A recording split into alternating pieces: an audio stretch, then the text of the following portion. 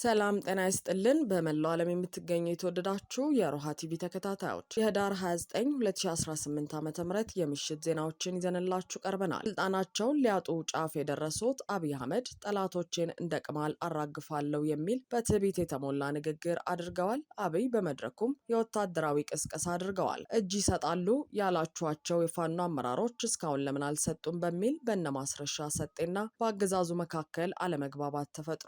ዝርዝር የግንባር መረጃዎችን ይዘናል። አሜሪካ በኢትዮጵያና በኤርትራ እንዲሁም በሶማሊያ ግጭቶች ሊባባሱ ይችላሉ ስትል አስጠንቅቃለች። ትሰሙታላችሁ። እንደ አዲስ በአገረሸ የድንበር ግጭት ታይላንድ ካምቦዲያ ላይ የአየር ጥቃት መፈጸሟን አሳውቃለች። ውድ አድማጭ ተመልካቾቻችን አብራችሁን ልትቆዩ ከፈቀዳችሁ እነዚህ መረጃዎች በዝርዝር የምናሰማችሁ ይሆናል። የሮሃ ቲቪ ወቅታዊና ሀቀኛ መረጃዎች እንዲደርሷችሁ ቻናሉን ሰብስክራይብ፣ ላይክ እና ሼር በማድረግ አሁኑኑ ቤተሰብ ይሁኑ።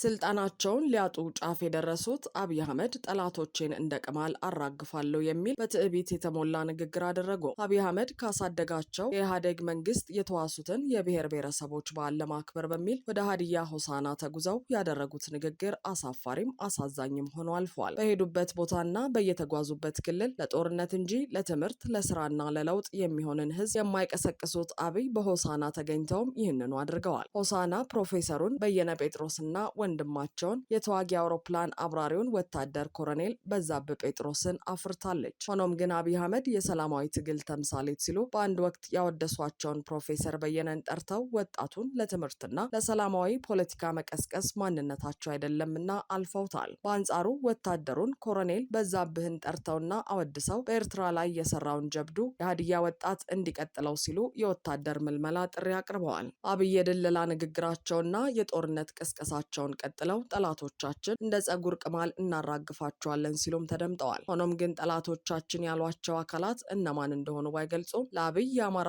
የትግራይ፣ የኦሮሞ፣ የኤርትራና ሌላውም ህዝብ ጠላታቸው እንደሆነ በግልጽ ሲያሳዩ ኖረዋል። ከስልጣናቸው ውጪ ሌላ የኔ የሚሉት ወዳጅ የሌላቸው አብይ ለህልውናው ሲል ጥያቄ የሚያነሳ አትግደሉኝ በሚል መብቱን የሚጠይቅ ሁሉ ጠላታቸው መሆኑ ይታወቃል። ስለዚህም እንደ ቅማል አራግፋቸዋለሁ እንደ ግል ጠላታቸው የሚቆጥሩትንና እየጠሉ የሚመሩትን የኢትዮጵያ ህዝብ መሆኑን ልብ ሊባል ይገባል። ሆኖም ግን ህዝብ ላዩ ላይ እንደ ቅማል የሰፈሩበትን አብይንና ቡድናቸውን ለማራገፍ እየተደራጀና እየታገለ መሆኑ ይታወቃል።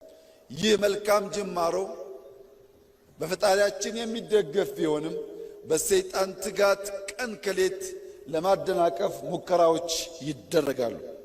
ለመላው የኢትዮጵያ ህዝብ ዳግም ከሆሳና ምድር ላረጋግጥ የምፈልገው ማንኛውም ፈተና፣ ማንኛውም ትንኮሳ፣ ማንኛውም የክፉ ሐሳብ ኢትዮጵያን ከብልጽግና ማቆም አይችልም።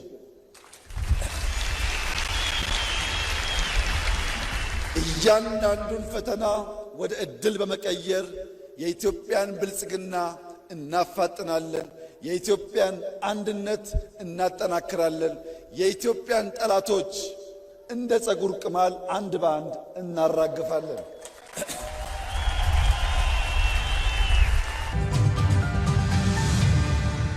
እጅ ይሰጣሉ ያላችኋቸው የፋኖ አመራሮች እስካሁን ለምን አልሰጡም በሚል በነማስረሻ ሰጤና አገዛዙ መካከል አለመግባባት ተፈጠረ።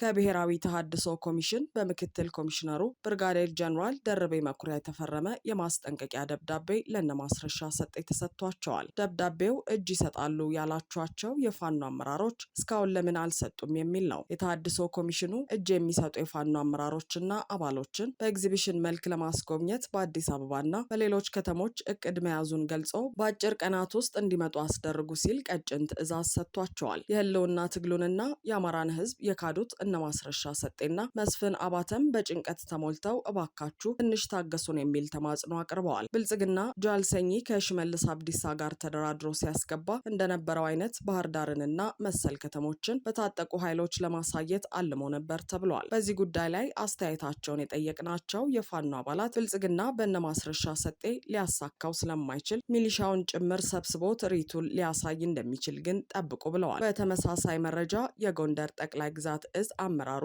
አርበኛ ተሾመ አበባው እጁን ሊሰጥ ነው የሚለው የሐሰት የድምፅ ቅንብር መሰረታዊ ስህተት ራሱ በአርበኛው አንደበት ተነግሯል። አርበኛው በዚህ ትግል ብቻዬን እንኳን ብቀር የምሰጠው እጅ የለም ሲል ያለውን ሁኔታ አብራርተዋል። ጠላት ከፈለገ ያለንበትን ያውቀዋል፣ ይሞክረን፣ እንደያመጣጡ እናስተናግደዋለን ሲልም ገልጿል።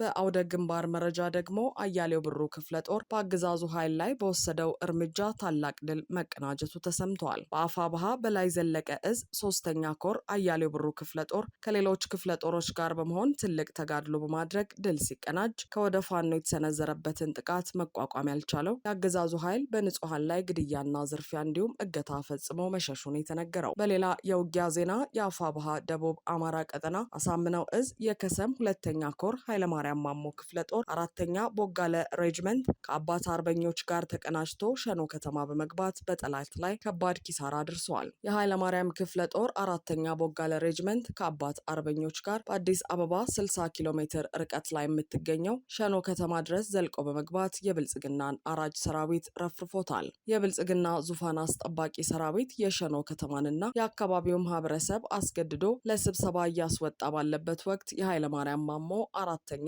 ቦጋለ ሬጅመንት ከአባት አርበኞች ጋር ሰርጎ በመግባት 3 ያገዛዙ ኃይልን እስከ ወዲያኛው ሸኝተው 5ቱን ደግሞ አቁስለዋል። የፋኖ ጥቃት ያበሳጨው የብልጽግና ዙፋን አስጠባቂ ሰራዊት ያለ የሌለ ኃይሉን ከሰንቦና ጫጫ በማምጣት በ3 ግንባር አውደ ውጊያ ቢያካሄድም ከሽንፈት አልዳነም። ይህ ግትልትል ሰራዊት በፊጦ አላመስኖ ቀበሌ ግንባር፣ በጫጫ መንደር፣ በአራጌቻ ግንባርና በሸኖ ከተማ ዳር ለማጥቃት ቢሞክርም አይቀጡ ቅጣት ተቀጥቶ ወደ መጣበት ጥሎ ተመልሷል። በመጨረሻም የኃይለማርያም ማሞ ክፍለ ጦር 4ኛ የቦጋለ ሬጅመንትና የአባት አርበኞች የአገዛዙ ኃይል ያቀደውን የስብሰባ አጀንዳ እንዲቋረጥ በማድረግ በሰላም ወደ ምድብ ቦታቸው ተመልሰዋል።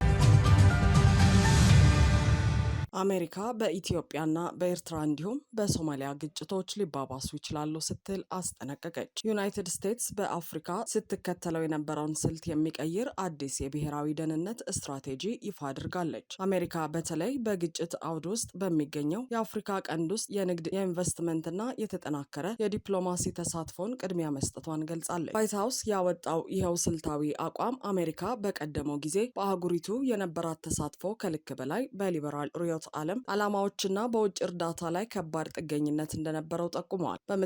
በምትኩ ዋሽንግተን ገበያቸውን ለአሜሪካ ምርቶችና አገልግሎቶች ለመክፈት ቁርጠኛ ከሆኑ ብቃት ካላቸውና አስተማማኝ መንግስታት ጋር ወደ ሽርክና መሄዷን ያመለክታል። የግጭት መከላከልና መፍታት የአዲሱ ስትራቴጂ ዋነኛ ምሰሶ መሆኑ የተገለጸ ሲሆን የአፍሪካ ቀንድ ደግሞ ቅድሚያ የሚሰጠው አካባቢ ተብሎ በአሜሪካ ተለይተዋል። ሰነዱ በኢትዮጵያ በኤርትራና በሶማሊያ ያሉትን ዘላቂ ውጥረቶች አጽንኦት በመስጠት ያለ ቅድመ መከላከል ዲፕሎማሲ ብቅ የሚሉ የግጭት ምንጮች ሊባባሱ እንደሚችሉ አስጠንቅቋል። በተጨማሪም ስትራቴጂው በኮንጎ ዲሞክራቲክ ሪፐብሊክ እና ሩዋንዳ መካከል ያለው አለመግባባት እንዲሁም በሱዳን ያለውን ጦርነት ጨምሮ በሌሎች ችግር ባለባቸው ቀጠናዎች ለሚካሄዱ ድርድሮች አሜሪካ የድርሻዋን ለመወጣት ያላትን ፍላጎት አሳይተዋል። ስትራቴጂው በአፍሪካ አንዳንድ አካባቢዎች እስላማዊ ታጣቂዎች እንቅስቃሴ መነሳቱን በተመለከተ ማስጠንቀቂያ ቢሰጥም ዩናይትድ ስቴትስ በአህጉሪቱ የረጅም ጊዜ ወታደራዊ ቆይታ ከማድረግ እንደምትቆጠብ አመልክተዋል። በኢኮኖሚው ረገድ ስትራቴጂው ዋሽንግተን በውጭ እርዳታ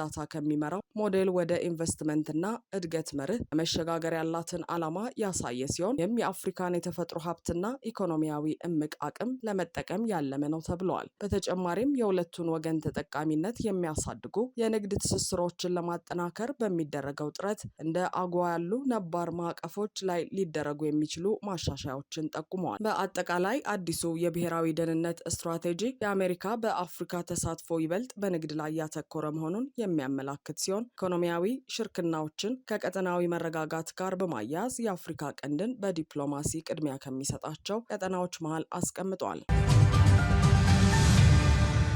እንደ አዲስ ባገረሸ የድንበር ግጭት ታይላንድ ካምቦዲያ ላይ የአየር ጥቃት መፈጸሟን አሳወቀች። እንደ አዲስ በተቀሰቀሰ የድንበር ግጭት ሳቢያ ታይላንድ ካምቦዲያ ላይ የአየር ጥቃት መፈጸሟን አስታውቃለች። የታይላንድ ጦር በካምቦዲያ ጥቃት 2 ወታደሮቹን እንደተገደሉና 4 ወታደሮቹ ደግሞ እንደቆሰሉ ይፋ አድርገዋል። የካምቦዲያን ጥቃት ለመመከት የተለያዩ ወታደራዊ ኢላማዎች ላይ የአየር ጥቃት ተሰንዝሯል ሲል ጦሩ ገልጿል። የካምቦዲያ ጦር በበኩሉ ጥቃቱን የከፈተችው ታይላንድ እንደሆነችና የአጸፋ ምላሽ እንዳልሰጠ አስታውቋል። በማሌዥያና በፕሬዝዳንት ዶናልድ ትራምፕ ጥረት የተኩስ አቁም ስምምነት ላይ ደርሰው የነበሩት ሁለቱ ሀገራት ወደ አዲስ ግጭት አምርተዋል። አንዳቸው ሌላቸውን የተኩስ አቁሙን በመጣስ እየከሰሱም ነው። ያለፈው ሐምሌ ላይ በተነሳውና 5 ቀናት በዘለቀው የድንበር ግጭት ምክንያት ቢያንስ 48 ሰዎች ሲገደሉ 300,000 ሰዎች ተፈናቅለዋል። ታይላንድ እንዳለችው ትናንት በደቡብ ምስራቅ የሀገሪቱ ክፍል ሲሳኪት ለ35 ደቂቃ የቆየ ግጭት ተካሂዷል። ወታደሮቿ ከሲሳኪት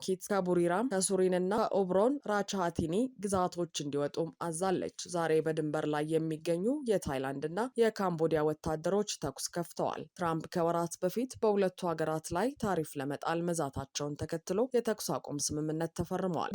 በጥቅምት ወር ትራምፕ በማሌዥያ የተካሄደውን የእስያ ጉባኤ ሲታደሙ የተኩስ አቁም ተፈርመዋል። ትራምፕም ለደቡብ እስያ ታላቅ ቀን ነው ብለዋል። ስምምነቱ በተፈረመ በ2 ቀናት ውስጥ በካምቦዲያ ድንበር አቅራቢያ በፈነዳ ቦምብ 2 የታይላንድ ወታደሮች መጎዳታቸውን ተከትሎ ታይላንድ ስምምነቱን እንደማትተገብር አስታውቃለች። ትራምፕ ለኖቤል የሰላም ሽልማት ያጨችው ካምቦዲያ ግን የሰላም ስምምነቱን ለመተግበር ቁርጠኛ መሆኗን በተደጋጋሚ ገልጻለች።